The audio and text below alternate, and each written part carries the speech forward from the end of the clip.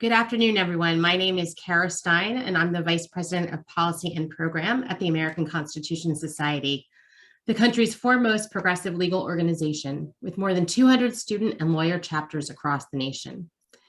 ACS is celebrating its 20th year of shaping legal debate, nurturing the next generation of lawyers, judges, and advocates, and ensuring the law is a force to improve the lives of all people.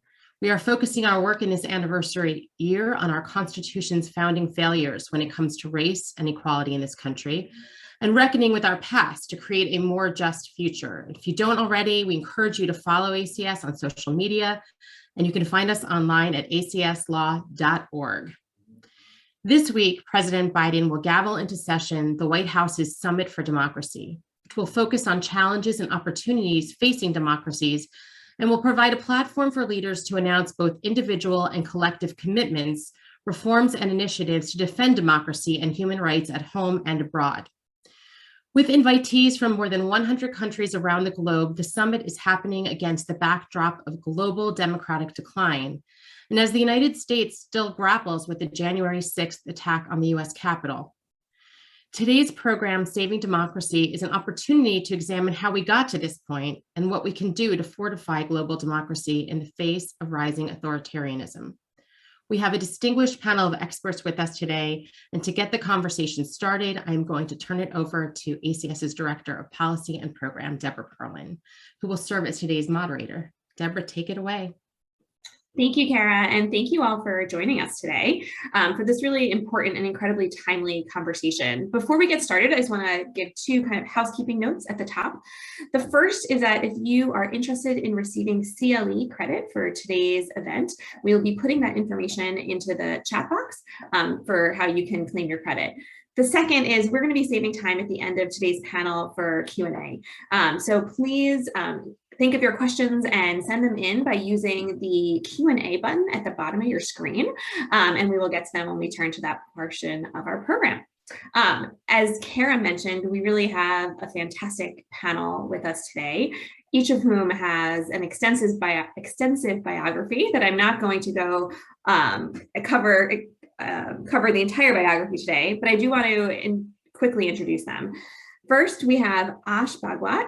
Ash is the Butcherver and Bird Endowed Chair for the Study and Teaching of Freedom and Equality and the Martin Luther King Jr. Professor of Law at the University of California, Davis School of Law. Next, we have Aziz Hook. Aziz is the Frank and Bernice J. Greenberg Professor of Law at the University of Chicago Law School. After Aziz, we have Sarah Rapucci. Sarah is the Vice President of Research and Analysis at Freedom House. And lastly, we have Kim Lane Chappell. Kim is the Lawrence S. Rockefeller Professor of Sociology and International Affairs at Princeton University School of Public and International Affairs. Thank you guys for all being with us today. As Kara mentioned, President Biden will host the first of actually two summits for democracy, which are going to aim to bring together leaders from government and civil society and the private sector to set forth an affirmative agenda for democratic renewal. The summit is focused on three main themes: defending against authoritarianism, addressing and fighting corruption, and promoting respect for human rights. And while I hope we're going to get into each of these three themes today, I kind of want to start off by defining our terms a bit. So Aziz, if it's okay, I'd love to kind of start with you and ask you, when we talk about saving democracy, what do we mean when we say democracy? How would you kind of define the term?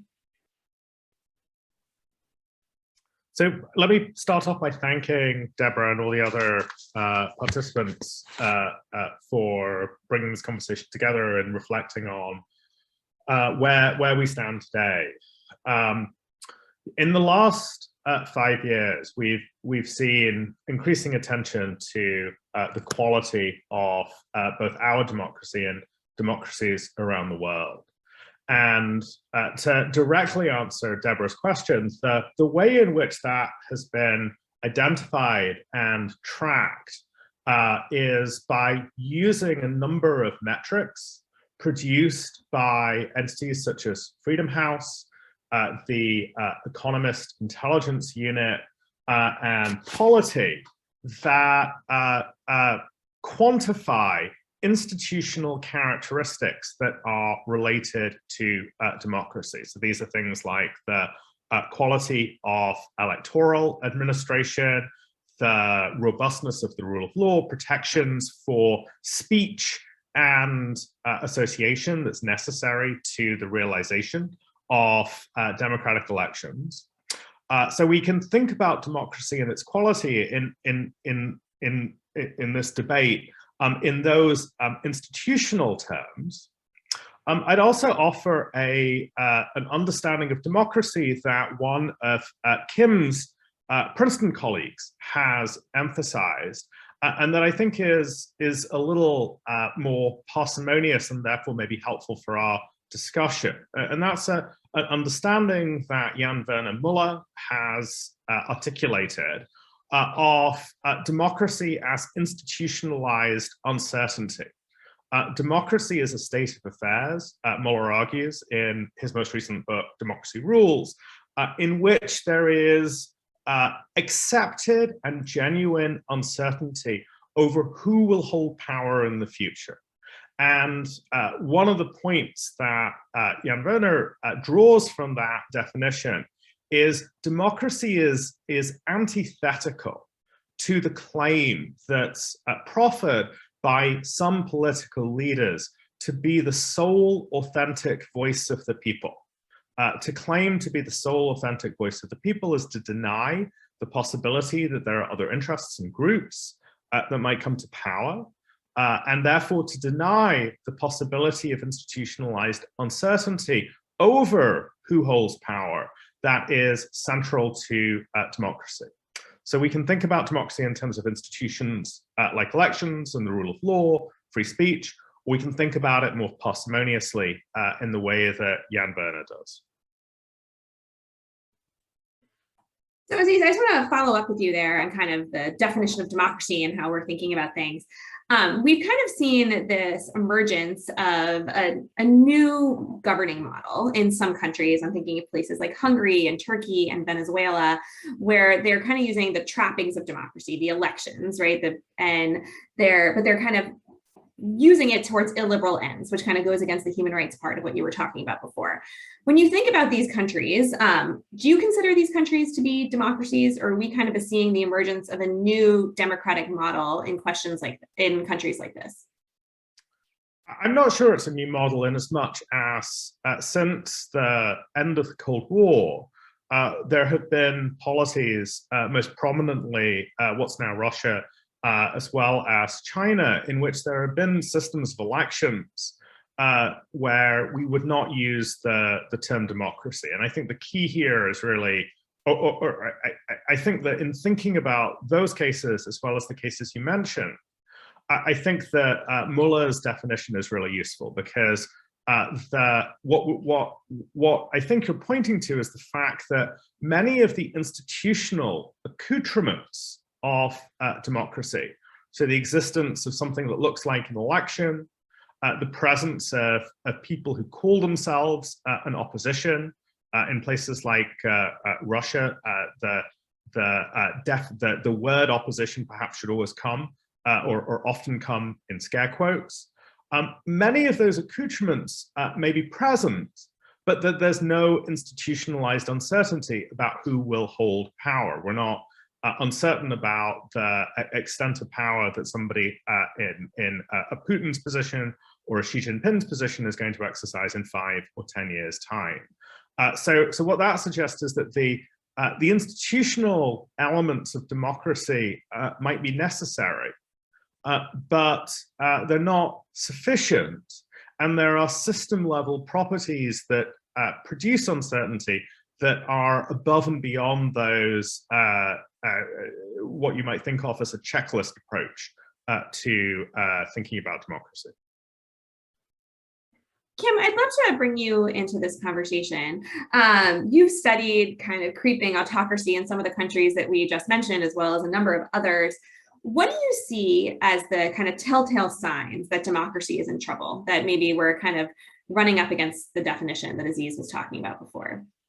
Yeah, it's such a good question. So, I think one of the important things to say about the fact that democracies all over the world are in trouble, and democracies, including democracies we used to think of as reasonably stable, And what's interesting to me is that democracy is failing in practice, but it's not failing in theory, right? Which is to say, everybody wants to be a Democrat. Hungary is now officially, indignant that it has not been invited to the Biden summit because it has had elections. There have been opposition parties. The entire thing looks from the outside like a democracy. So what we're seeing now are a whole series of countries that go to great lengths to reproduce what look like the essential elements of democracy that Aziz just mentioned. But in practice, they don't actually work like that. There is, in fact, no uncertainty in the system, as my colleague Jan Werner Müller, who I think is on this webinar, would say, right? So here's the problem. What we have to start looking at are not the surface appearances, but we have to go under the surface to see things like how the election rules are structured, whether there really is a possibility for the opposition to compete on equal terms. And in particular, what we're seeing, what I saw in Hungary and what I'm worried I'm seeing now in the US, is that the election laws are rigged so that the outcome is actually not in doubt. And that will happen even though there is all the pretense of an election. There may be, people going to ballot boxes and, looking like there's a campaign, but literally these things can be rigged by law before you even run the exercise, right? So the worry that I think that we need to start thinking about here is certainly not to take the autocrats' word for it, not to take the people's word for it for whom their continued power is not in doubt, but to look instead at the infrastructure of democracy, at how the institutions are structured, to see whether, in fact, an opposition has a fair chance of forming and winning, getting public opinion, whether there are mechanisms for actual political debate. And all those things are much trickier to assess precisely because the anti-democrats are so skilled at manipulating them. Can you talk a little bit more about what you mean when you say rigged by law? Can you give some examples of kind of where you've seen that play out? Yeah, so I I was tracking this in Hungary. So Viktor Orban did this complete overhaul of the of the election rules between the first election in 2010, which he won fair and square, and the election in 2014 that was rigged. So how did he rig it? Well, he rigged it again with surface level appearances that looked fine if you weren't looking too closely. So the first thing he did when he became prime minister was he shoveled through the parliament an amendment to the constitution that in fact a lot of people had been discussing, which was to cut the size of the parliament in half. The parliament was 430 or so representatives. It's a small country. It was expensive to maintain. There weren't offices in the building for everybody. So let's cut the parliament in half. And even the opposition thought that was a good idea.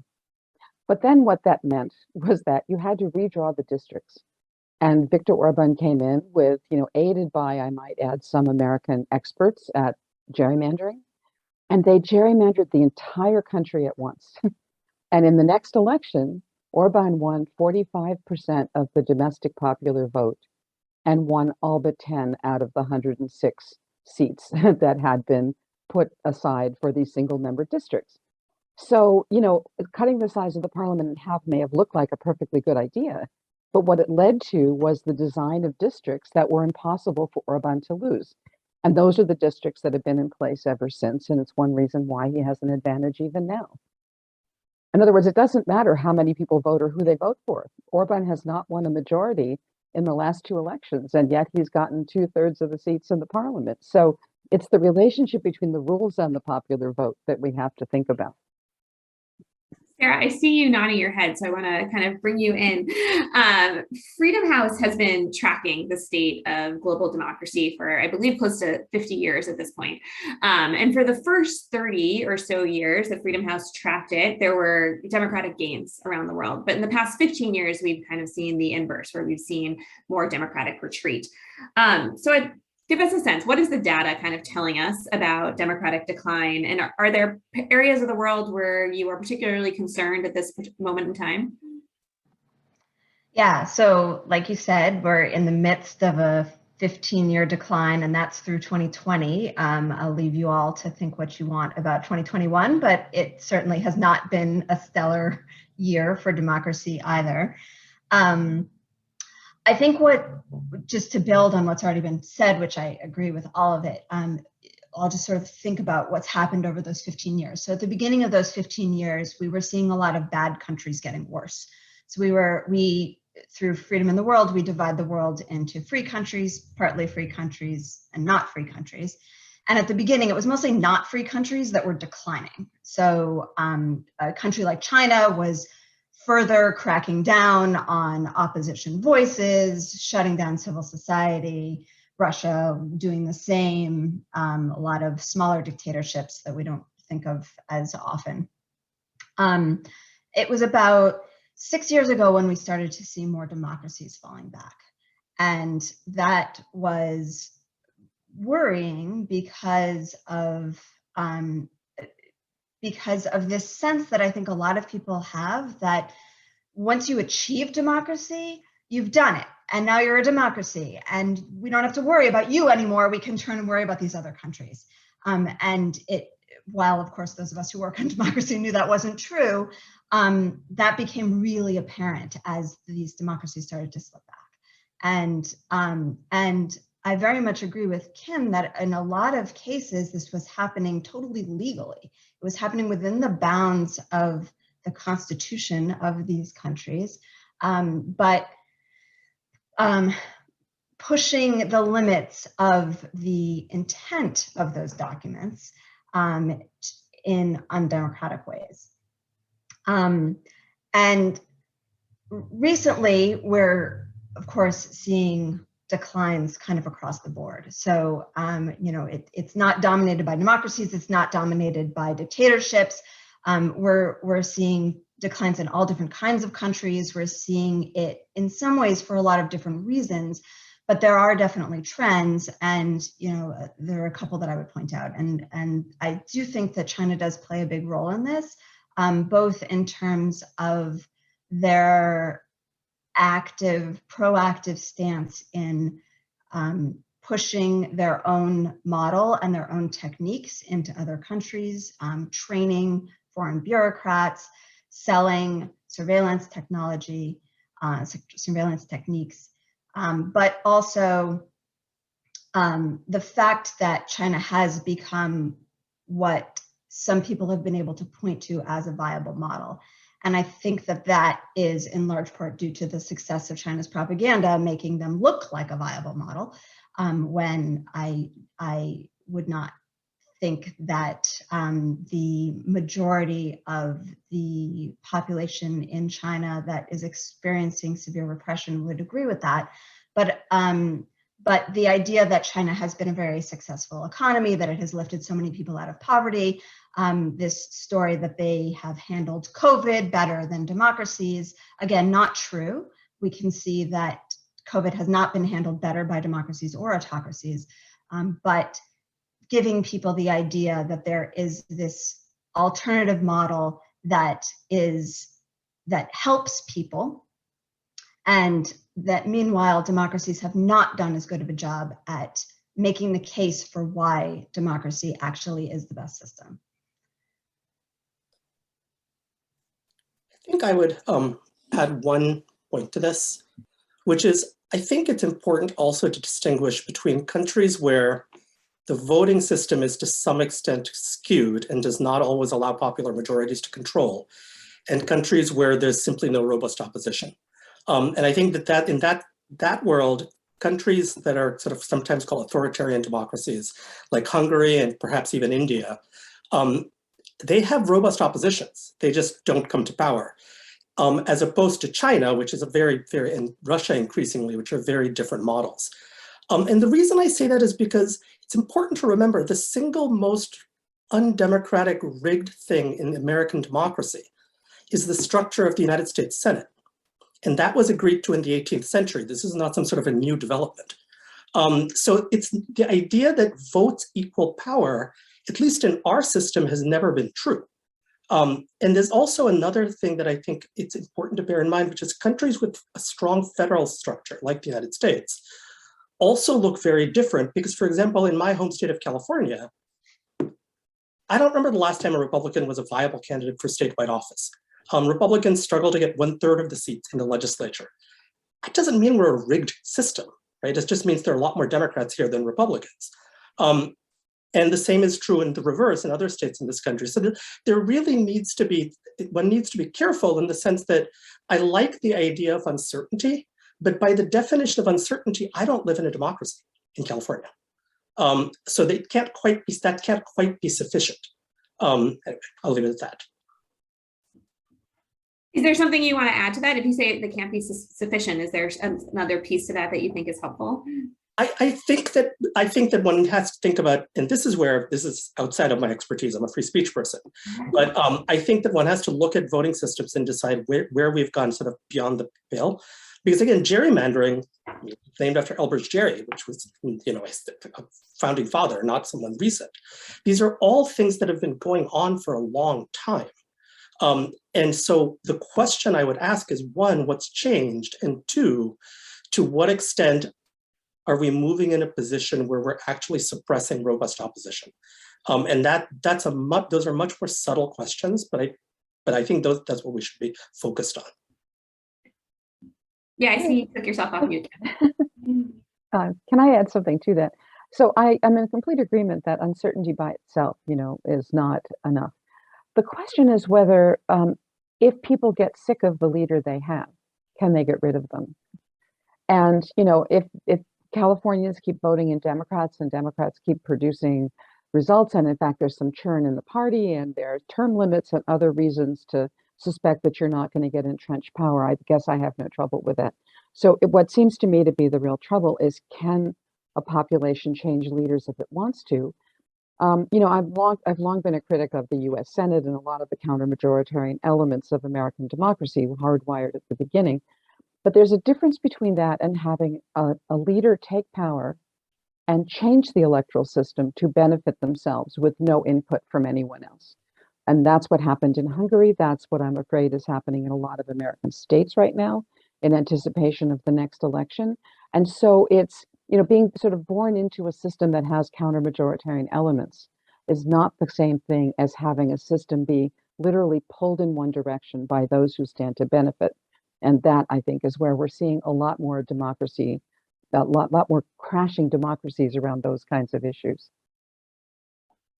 I don't disagree with that at all. I feel like we've started to shift to kind of talking about how all of this is playing out in America. So I want to kind of continue along that train. So, we're having this, as we said, conversation against the backdrop of the Summit for Democracy. One of the things that is interesting is that the Biden administration isn't coming to the summit with necessarily a specific agenda. Instead, they're kind of asking each country to come with their own to-do lists, lists of things that they can work on before hopefully the second summit that will happen a year from now, hopefully in person, where they can kind of spend the year taking their to-do lists and seeing how they can be used to protect and strengthen democracy.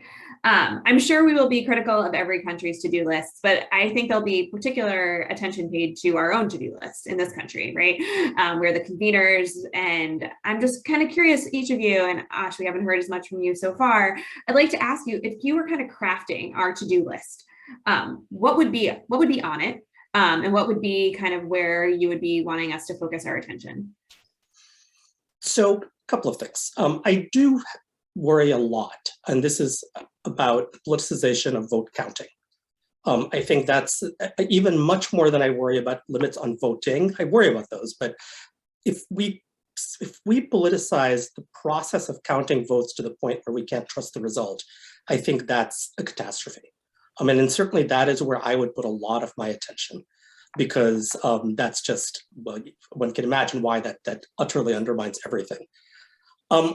I am much more hopeful, actually, and this is where my position is completely at odds with everyone else's in this country, is I am much more technologically hopeful. I actually think that the other thing where I would really focus energy is on strengthening rather than weakening social media and modern technological communications mediums, because I think that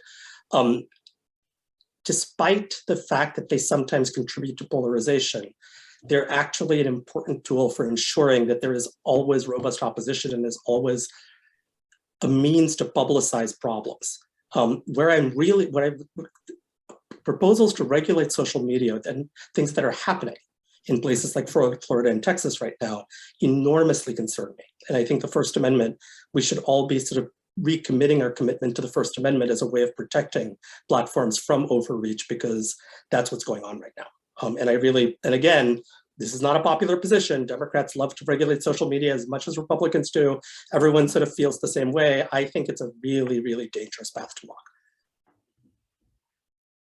Aziz, what would you focus kind of on our to-do list? Anything you would put at the top? I'm not sure I have a simple to-do list. The way that I would suggest analyzing the pressures that are now being imposed upon democracy would distinguish between short-term / catastrophic weaknesses versus long-term / structural weaknesses. In the first camp, I would identify not just the vote counting mechanism that Ash flagged, and here recent democratic attention to the Electoral Vote Act is surely warranted, if not overdue. But also, I would identify the prospect of litigation in and around an election, particularly invoking the idea of an independent legislature. This is the reading of Article 1, Section 4 that was invoked by the plaintiffs in a case called Bokfar that was filed in the weeks before the 2020 election, seeking to strip officials in Pennsylvania of their authority to count certain votes, particularly around Philadelphia, in the case of a close election.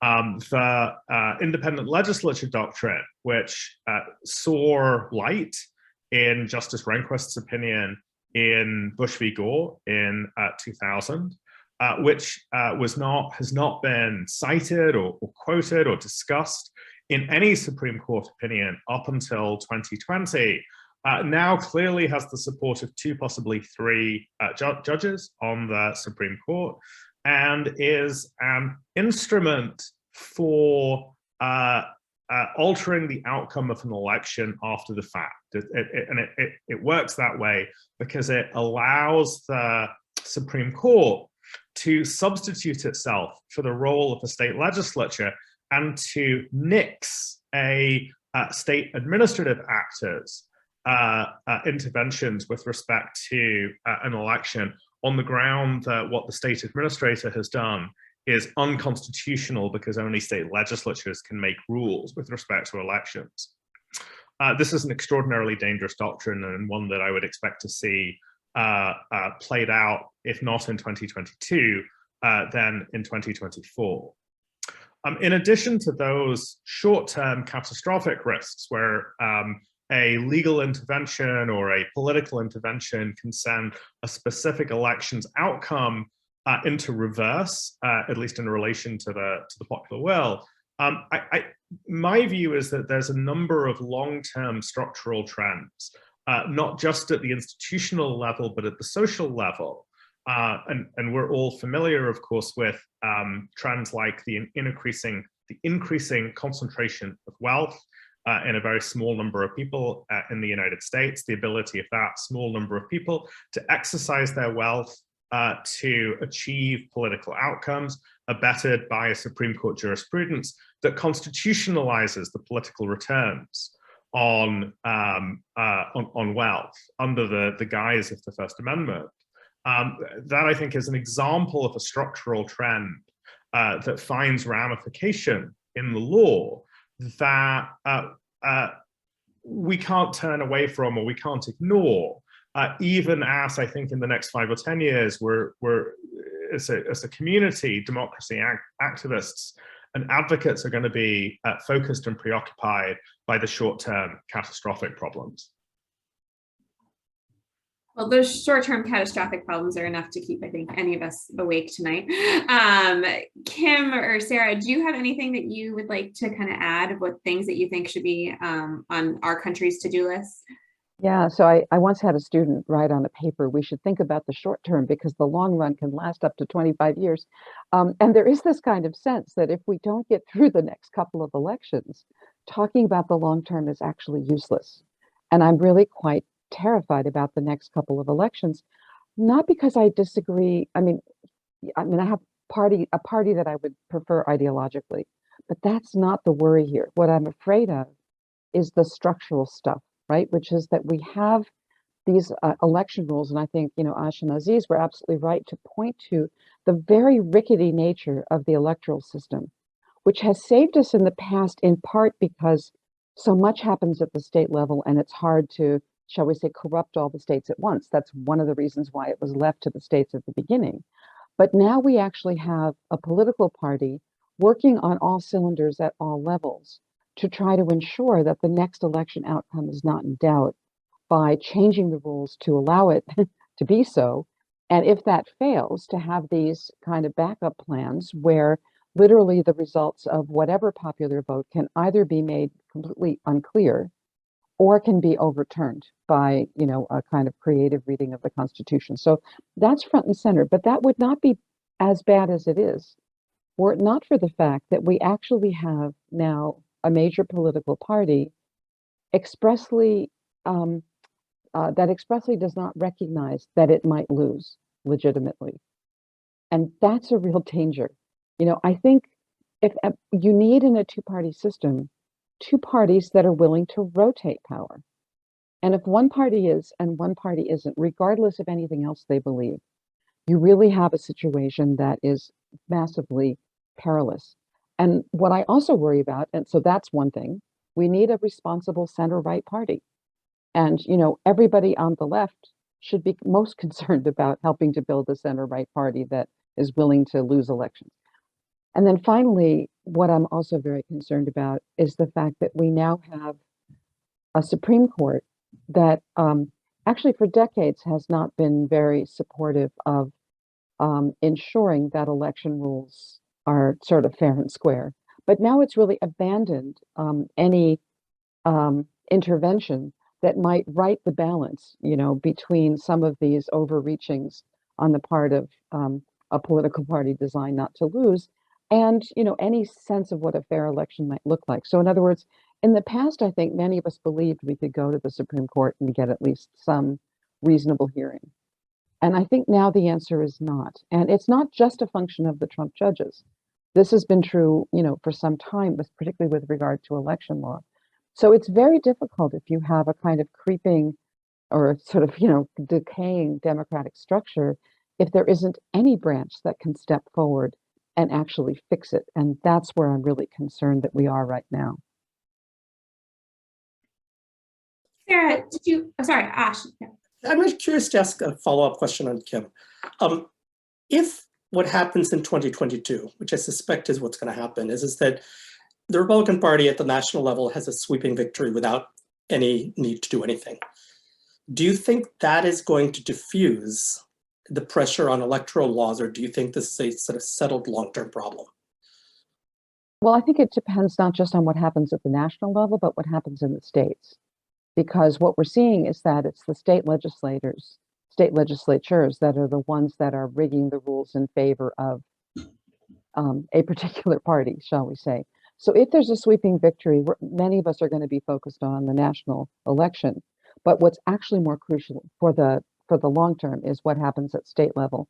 And those elections have been going badly, for the Democratic Party for some time. So my big worry about that is this, and the fact that when you have state election laws all being kind of rigged in favor, in favor again of a particular party, that means that there's been, what we've seen is that there's extreme gerrymandering for state legislatures.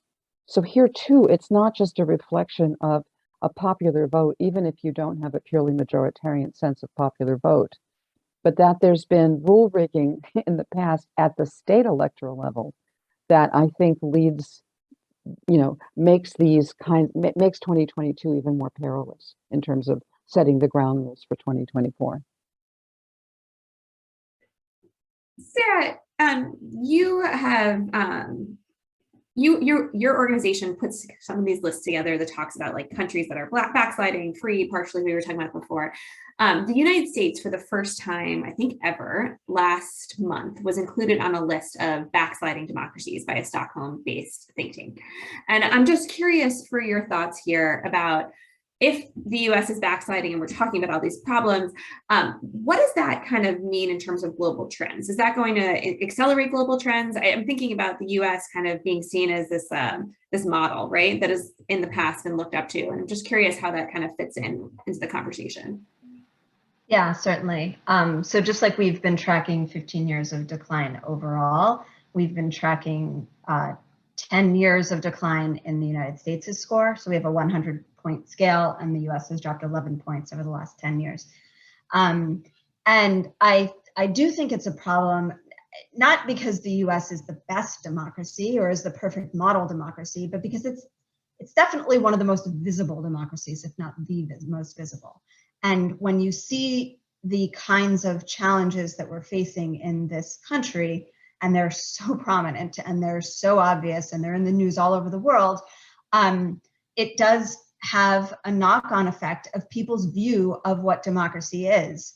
After January 6th, one of our contacts, someone in our network in Cameroon said to us, if this could happen in the United States, then I don't even know what I'm fighting for in Cameroon. How could we possibly achieve it in Cameroon if you can't do it in the United States? And so it makes democracy's advocates discouraged. It gives fodder for autocrats who can say, oh, well, look, the United States says it's a democracy, but look what's happening there.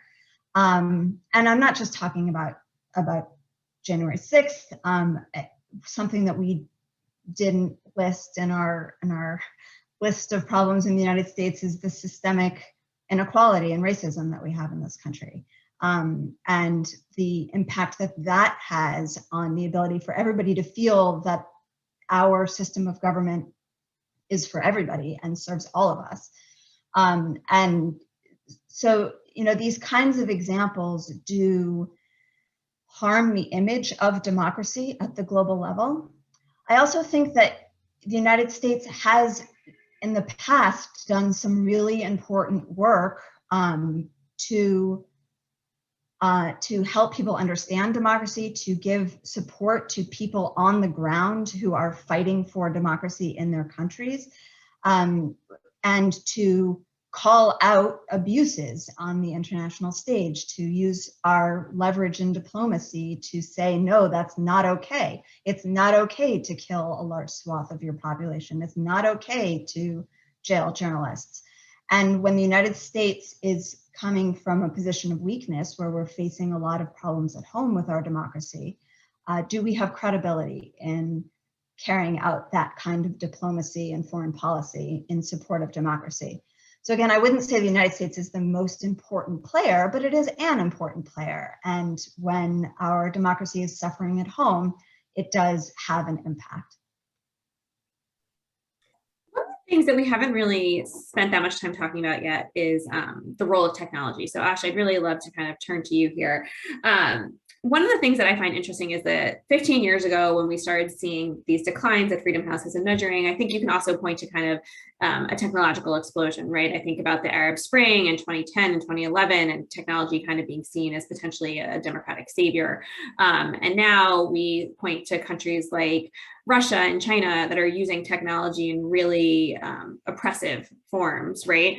To monitor and surveil, and also to kind of clamp down on companies. And I'm just curious what your thoughts are here in terms of the role of technology, both in terms of democratic decline and democratic resilience potentially as well. Thank you for that. I want to emphasize a couple of things to start with, which is that there's been a lot of talk about, especially in the media, about modern technology, and we're really talking about social media, above everything else, driving polarization. I don't believe it. I think that the data does not support that. It may contribute somewhat to polarization, but polarization predates social media, which is, after all, a very new technology. And there's lots of evidence that sort of polarized traditional press outlets like television and newspapers are equally, if not more important. The other thing is that I mean, China is a role, I think it's absolutely a model of what we need to be careful about.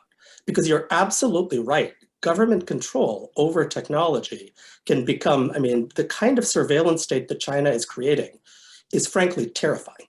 And we should be very, very, very cautious to make sure that we don't even start on that direction. Frankly, it starts in democracies with good intentions, like Britain has this system of surveillance cameras, which again, it's fighting terrorism, all sorts of sort of positive goals. But it's obvious that this is the kind of thing that can be misused tremendously. And so my own instinct is that technology is, as always, technology has positive and negative effects. It can absolutely enhance opposition to tyranny. It can ensure that there remains networks available for opposition to communicate as long as the technology itself is not controlled by the government. It can increase polarization. There's no question also that, for example, technology was crucial to allowing the January 6th attacks to be planned, not so much on the bigger platforms like Facebook and Twitter, but on smaller platforms. So there are dangers there, but my own view is that the dangers of government control vastly outweigh the dangers posed by technology itself. I'm a big believer in antitrust laws. I'm a big believer in breaking up some of the, like, for example, I would support forcing Facebook to spin off acquisitions like Instagram to try and create as many platforms as possible and as much diversity as possible, because no, I do not trust Mark Zuckerberg with my future either. But I am very skeptical about governmental regulation otherwise, because I do think that on balance, technology is a force for good. And let me say something that is, again, not popular, but I think true. I think there are a lot of people, especially on the political left, who have regret the good old days when there was an elite within journalism, especially, and within the New York Times is what I'm thinking about, where there was an elite that was trusted and that was sort of basically able to act as a filter for information and therefore prevent disinformation. And I think that the good old days goal is that couldn't we go back to that time? And the answer is no. You can't turn back the clock. And first of all, I think those elites have lost the loss of faith in traditional liberal elites. And by liberal, I don't mean like, I'm not making a partisan point. I'm talking about traditional elites that tend to have consensus on things like free trade and things like that. That loss of faith is never coming back because, frankly, the elites didn't deliver in many ways. And so I think the democratization of communication that social media represents is here to stay. On balance, I think it's a positive thing. That's the unpopular position. But I am cautiously optimistic in that front, just as I am cautiously pessimistic on the stuff that Kim was talking about electoral management. I feel like we're starting to see, there are a few areas where we see consensus these days, but we are starting to see kind of a growing consensus on the left and the right that maybe there should be some regulation, right? They want it for different reasons, and they're coming at it from different points, but I do think we're starting to see that. I'm wondering, do you think it's possible to kind of get to that regulation in a way that is democracy enhancing as opposed to democracy reducing, or is the kind of the whole thing a fool's errand? It's possible, absolutely, in the sense that if it was very light touch regulation that was largely designed to provide some protection to users from overreach by platforms, I am cautiously supportive of that. The actual pragmatic possibility of going there is, I think, almost zero, because the reality is, as a number of commentators have recently been pointing out, if you look at the criticisms of social media, everyone hates social media. But the criticisms coming from the left and the criticisms coming from the right are entirely inconsistent with each other. Everything that the right is complaining about getting censored, the left wants more censorship and vice versa. And in that world, that's actually what makes me cautiously optimistic, is I think the odds of actually getting at a national level regulation is very low. And I think the state level regulations that are coming out are so absurd, they're all going to get struck down under the First Amendment.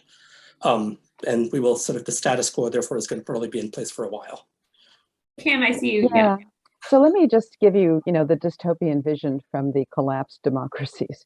One of the things you see in places where autocracy has really extended pretty far is that it's very hard to distinguish public and private anymore. So one of the ways that the new autocrats build their power is by taking over, having their oligarchs take over private entities, right? So this sharp division that we count on in the US between public and private power simply doesn't exist any longer in failed democracies. And I'm wondering how much it exists here, you know? And so there's a German approach that strikes me as being far more useful in this context. And the German approach has two pieces. One is any concentration of power is to be regulated by public values, right? Public values meaning if you've got that much power over the lives of individuals, then their rights have to be respected. So none of this sharp division between, you know, if you're in the public sector, then you get First Amendment privileges, and in the private sector, all of your speech can be limited by, you know, various contracts, you know, and so on. So first of all, there's you know, all significant power must be regulated by public values.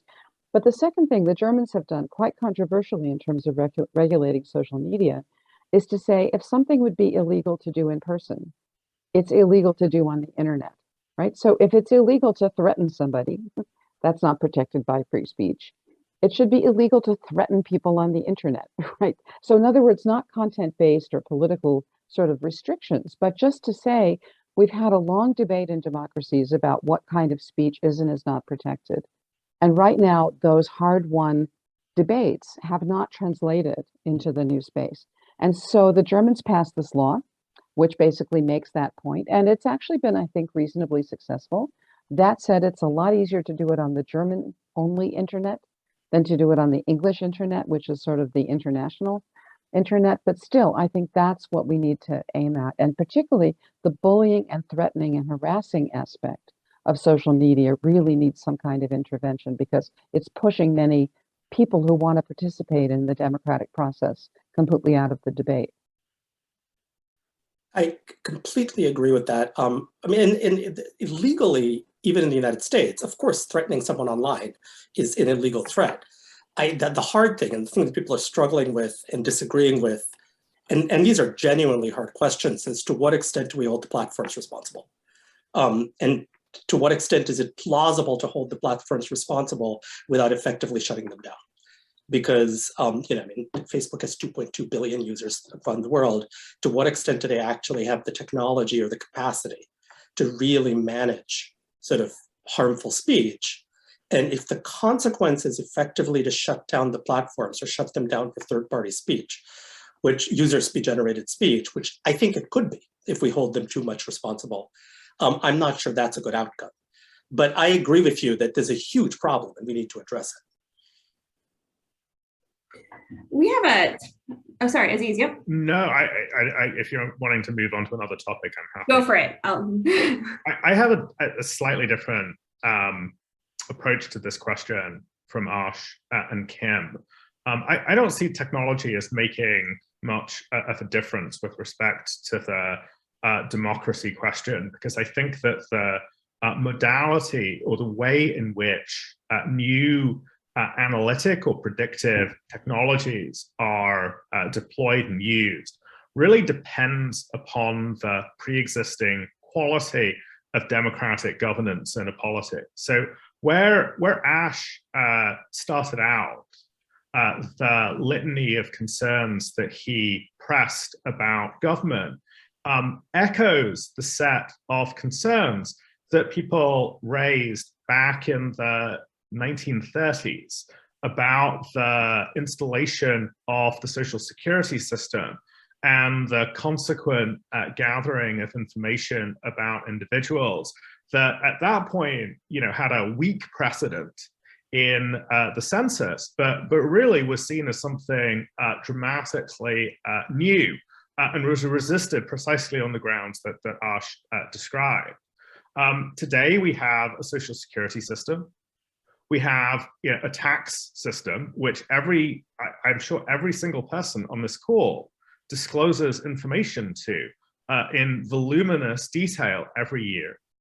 We have a veterans administration system. We don't have a national health service, but we have a veterans administration system that governs the lives of millions of people, where intimate health data is gathered and kept upon government servers. the idea that it's not feasible for government to acquire and use the data that is the predicate backbone for the kind of surveillance and analytic tools that places like China use without abusing it, I think that claim I think is not supported by our own experience. I think that in that light, the better way to, in my view, to think about it is in terms of the quality of democracy at a given moment, determining the pro or anti-democratic deployments of technology at a given time. So technologies can make a deteriorating system worse. And we might be seeing that with respect to the deployment of new computational technologies with respect to gerrymandering over the last 10 years. But it's not the case that I think that we should put technology before the democratic. We shouldn't assume that technology drives democratic change. I think that the quality of democratic government is really first and foremost. Oh, I completely agree. I mean, I think if you look at tracing polarization and frankly, in many ways, declines in American democracy, I think we can trace them back to the 1990s when the internet was barely a thing. To the contrary, I completely agree with you. I don't think that, how technology ends up playing out definitely reflects the state of our democracy. I think that the state of our democracy is not great right now. And therefore, I think there's a lot of potential for abuse of technology. That's sort of, I think you and I agree on that. Sarah, before we kind of go to Q&A, I want to give you a chance to join in on this part of the conversation. If there's anything that you want to add about kind of technology and what you guys see, I know you guys also do a kind of Freedom in the World, in addition to Freedom in the World report, one that kind of tracks internet and online freedoms as well. If kind of there's any correlations that you see and want to add to this conversation. Yeah, so we have our Freedom on the Net report, and our kind of headline finding this year is that in the effort to regulate the internet, it's always the users that suffer. And so in some countries, we're seeing more power to the government. In some countries, we're seeing more power to the tech companies. But these regulations so rarely are focused on protecting the users. And ultimately, that's what we would all hope, is that it's the users who benefit from the regulation. We're not regulating in order to give the government more power.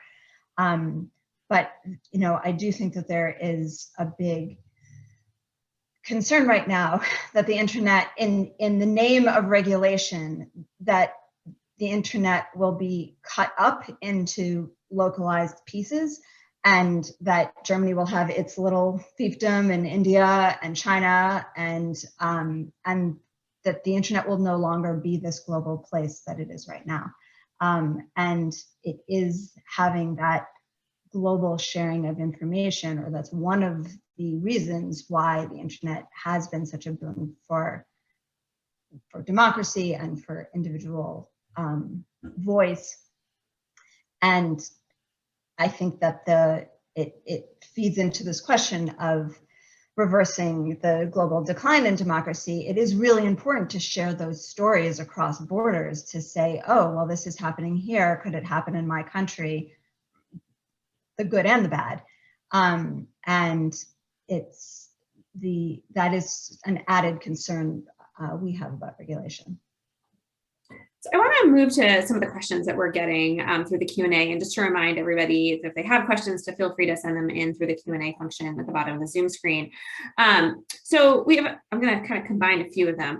So there's a few questions kind of about institutional changes, right? If there's kind of institutional changes, particularly in our democracy, that might be helpful, whether it be admitting new states, or I think, Kim, you mentioned malapportionment earlier, and there's been a conversation about gerrymandering. So, I mean, institutions is a big topic of conversation, but are there institutional reforms that you think might be helpful as we kind of talk about what we can do here at home? So I don't know if anyone has a desire to take that one first. Go for it, Kim. Yeah, so let me just take a stab at that. So here's the dilemma. We have a system that is impossible to deliberately change in a good direction, right? We can't amend the Constitution, it's impossible. because of the filibuster in the Senate, even bare majorities in both houses can't accomplish very much. So in other words, institutional reform looks kind of impossible given the structures that we have, and that's part of the problem, right?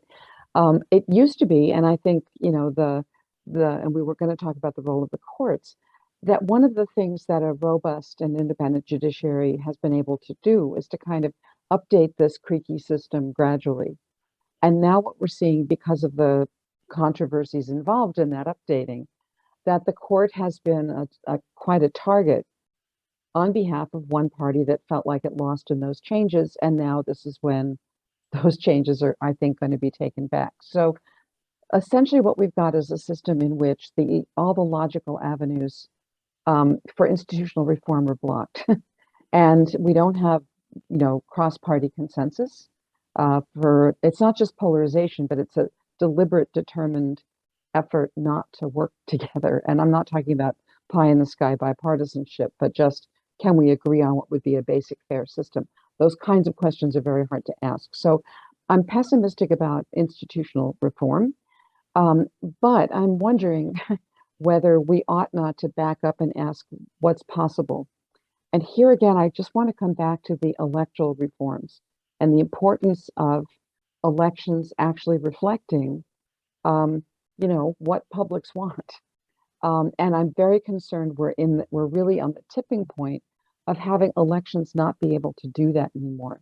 And until we actually have the sense that elections are really going to be free and fair and up to international standards, the rest of it is really off the table. So this is why I want to prioritize thinking about elections, election rules, focusing on state legislatures, because our federal elections are entirely dependent on the sum of state legislatures. And I think that's within our reach. And I think the rest of it isn't until we get the rest of that settled.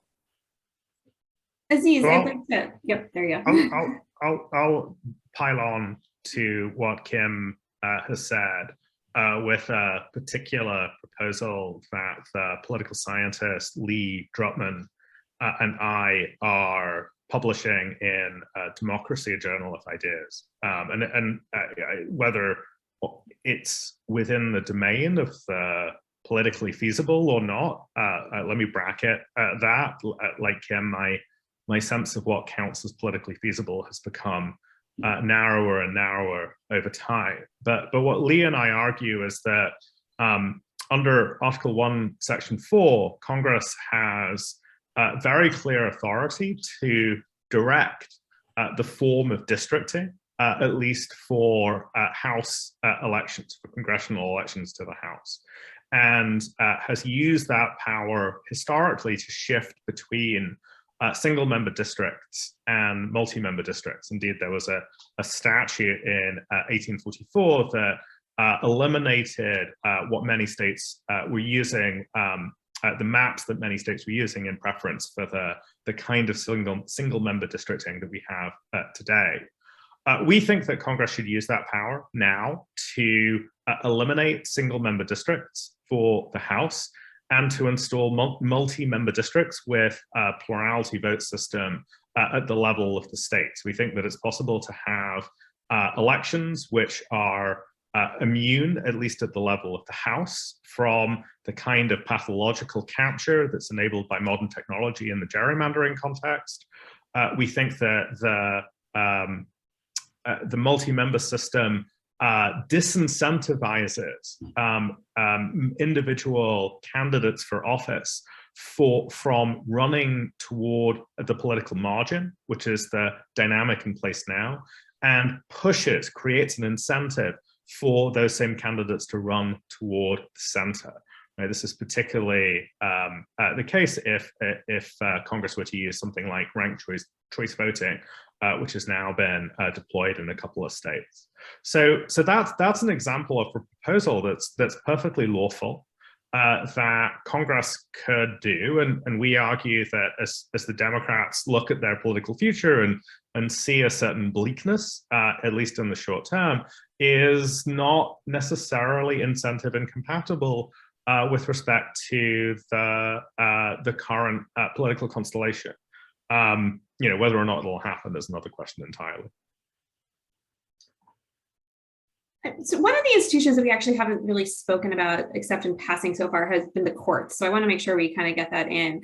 I mean, I think we've seen probably around the world courts that have enhanced democracy and others that have accelerated its decline.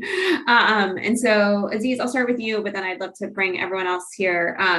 What do you think the role of our current courts are in the democracy quagmire that we are kind of finding ourselves in? So I'm going to again indulge in the sin of referring to a forthcoming article, but so this is something that I've taken up in a piece for the Annals of the American Academy of Political Science and Social Sciences. The piece analyzes both the role of the Supreme Court in what I described earlier as the short and the long term. I think that there's a great deal of attention on the role of the court with respect to what you might think of as short-term electoral crises, the kind of Bokvar type scenarios, and those are very important. I think that taking full account of what Kim said about the difficulties of the next two election cycles and the real question about whether democracy makes it through those two election cycles, I think that there are powerful reasons to think of the court as essentially an agent of democratic backsliding in respect to the way that it first translates concentrated economic power into political power. Second, the way that it's transforming civil society by disempowering and dismantling labor on the one hand, and creating, on the other hand, political and economic returns to religious organizations from penetrating the state apparatus. And third, the way that the court in the last 40 years has created asymmetrical incentives for white and black political mobilization, essentially because of equal protection doctrine. African Americans are disincentivized from mobilizing to achieve their interests. In contrast, white interests, particularly around the hoarding of educational resources in local school districts, are effectively constitutionalized in the form of compelling state interests available under the standard equal protection doctrine. So I think that we ought to think about the court, at least in the United States, as an agent of profound structural change that's feeding democratic backsliding. And I think to understand why that's the case, we need to think about whether, in fact, we have independent courts, and if so, what kind of independence it is. Sarah, how does this kind of play in with some of the things that you notice around the world? The idea that Aziz is talking about as courts kind of being an agent of backsliding is this doesn't strike me as a uniquely American phenomenon, but I'll defer to you. No, certainly not. And I think, whenever we see democratic backsliding, it's always a little bit particular to the country context, but what's important is that it's when you no longer have checks on the executive, that's when the backsliding has space to spiral. And the courts are one of the biggest checks on executive power.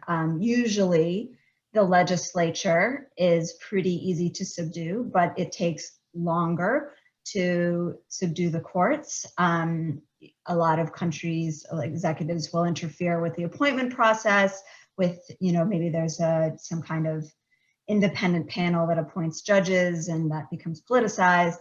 But when the courts are compliant, is when you have to really worry about the trajectory of the country. And so certainly the kinds of verbal attacks that we saw on the judiciary under the Trump administration, equally so the kinds of longer term systemic problems that Aziz was describing, are the telltale signs that we see in other countries, Hungary being maybe the most comparable example, but very different context, very different situation, but it is the courts that are at the heart of it.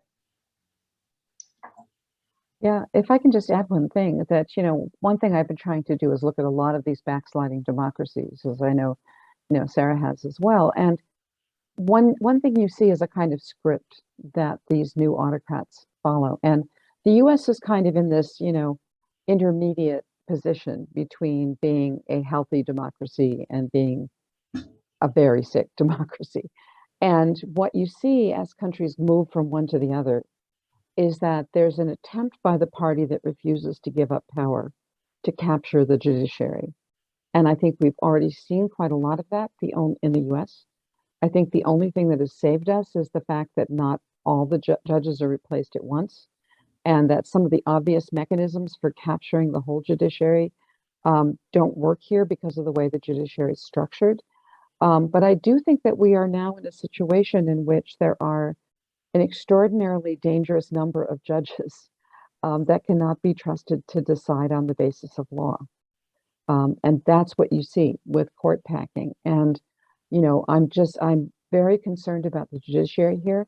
I know there's a question in the chat about so what can a citizen do? Like we're all sounding so depressed, right? And I think a lot of what has to be done, what you see happening in other countries, is that people have to pay attention, right? It's a lot more work to be a citizen in a failing democracy than to be a citizen in a successful democracy, which is to say, you have to notice when your local election administrator has been bullied out of office by threats on social media, not to blame the social media, but to blame the threats, right? You have to notice when the judge who's in your district, the judges in your district, don't listen to the evidence that's presented before them. You have to call it out. Spotlights do a lot to kind of slow down the process, but spotlights require citizen activism and citizen attention and using whatever media are to hand to publicize those things. Because at the beginning, as democracies are tipping over into the danger category, it's still possible to shame people. After a while, people become shameless. And I think we're still in the calling it out, shame works. Are they really going to do that in public if everyone's staring at them? Is one of the ways to slow down this process of democracy falling off a cliff. I would add one point to that, which is that it's important to recognize that judges are human beings, and that the political polarization of our society is reflected in the judiciary.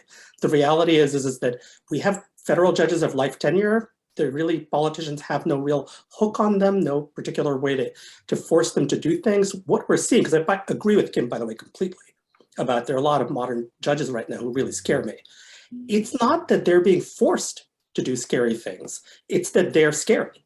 And one of the things we need to think about is maybe, and this is really a Senate problem, is trying to figure out some mechanism where there's some push towards the center in terms of what kinds of judges are appointed, left and right, to be clear.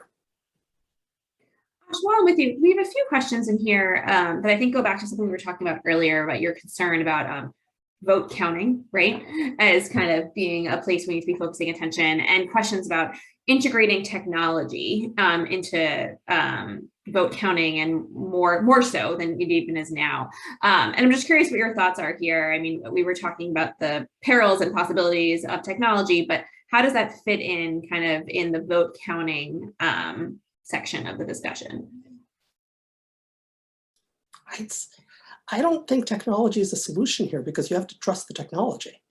And I think that the integrity of local officials has to be what really matters, because it's possible to undermine technology. It's not that hard, frankly, if you don't have people in charge who are actually trying to count votes as opposed to throw results. So I have no objection to technology. Insofar as transparency, sunlight is the best disinfectant. So far as transparency is at stake, technology can certainly help, no question. But you still have to trust the people who are implementing it. If I can add one thing to this, just again, because in my head, I live in Hungary a lot of the time. So Hungary has a very complex voting system, which on one hand is very hard to game. So that in its favor. On the other hand, it's so complex that you need an algorithm to actually add up the votes. And in the last election, the computer that was supposed to do that just went offline. right when the polls closed for 4 hours. And when it came back up, Viktor Orban had won a 2/3 majority, and it took him about 5 days to get the math straight by allocating the right number of votes to all the districts so that it came out that way. So it was pretty evident that the technology worked as a disguise.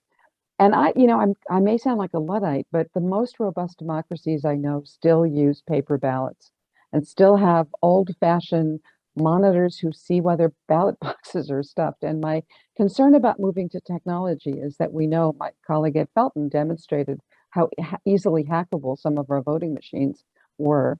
And I think every time you introduce a black box into the process, you introduce a possibility for mischief that makes it less transparent. So I'm nervous about putting more technology into elections. We're starting to run out of time. I want to focus us in a little bit at the end. There's a few questions rather in the chat about civics and kind of education, and are we kind of giving our citizens enough education to fight for and want really the democracy that we're all kind of talking about here. And I'm just curious about what people think about in terms of civics education. Is this a cure-all? I mean, I know there's no single magic bullet, but where does kind of civics and just general education fit into this conversation?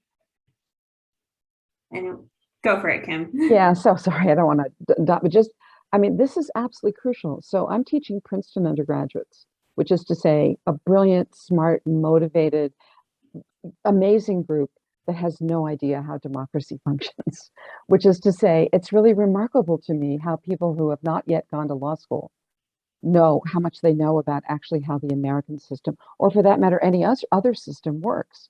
So somewhere along the line, the basic education and how much people know about the actual functioning of our democratic system has been left by the wayside.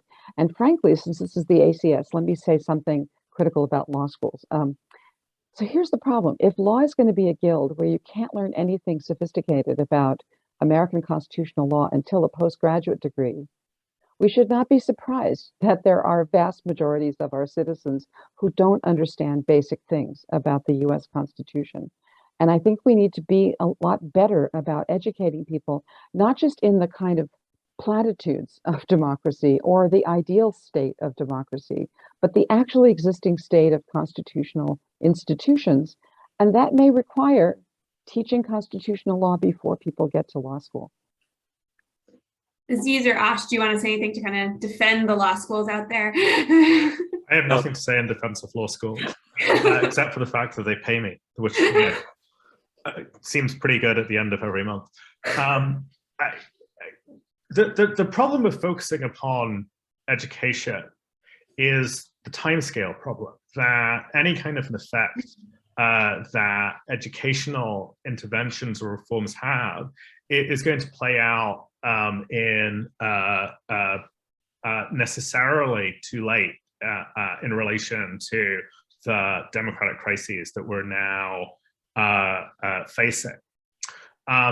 I think of education not so much as a cause, but as a context or an area of conflict which is a consequence of democratic failures that at the end of the day, I think, are driven by economic and structural inequalities in wealth, class, and status. And Sarah also referred to this.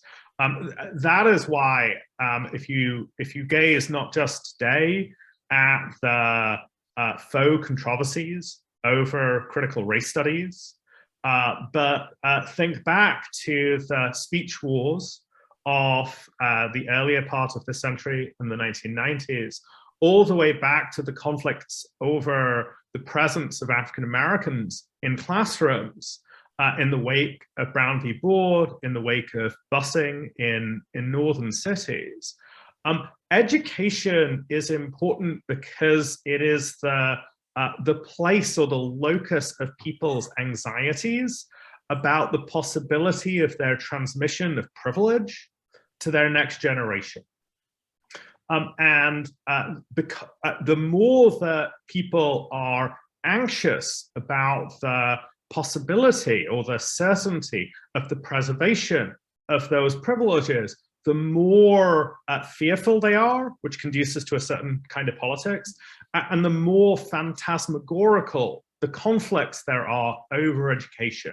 So I would put education not at a kind of threshold catalytic role. I would view education, and in particular conflicts over education, as a kind of harbinger or a mark of the underlying psychological fragility or the underlying fears that enable democratic backsliding in the first place. We are running out of time. To wrap up, before we wrap up, Sarah, I want to give you one opportunity to kind of get in here. You've studied this all over the world. Education, civics, is there any hope for us? Look, we're getting too close to time, and I don't want to end on a negative note. And I'll say, you know, of course, we're always hopeful. I mean, you can't do this work and not be hopeful, or you would just fall into a depression. But you know, it certainly is true that education systems are being politicized all around the world, and that is another trend in this autocratic playbook that we're seeing. And that as the education system is politicized and as history is recast in favor of those in power, it does have these long-term effects. And I would say, you know, in this country, it's not just about understanding the Constitution, it is about that. And it's also about understanding what democratic values actually are and what they mean. I mean, what does it mean to have free speech? Does it mean that, that in this country, we have the strongest First Amendment tradition of any country in the world, and that there is a whole group of younger people now who actually believe that more censorship is necessary, and there's a generational clash over that, and so what are our democratic values? What actually does this country stand for is being called into question. So it's Sarah's hope there at the end. We're going to wrap up this conversation. I really appreciate all of you taking the time to be with us today for a really engaging and informative conversation. For those who are interested in getting CLE credit for this, please make sure you check the link in the chat. That will direct you to the right place. And if you're interested in learning more about these issues, also check out ACS's Broken Law podcast, which is doing a multi-episode series on the state of democracy. And with that, thank you all for being with us today, and we'll see you soon. Bye. Thank you.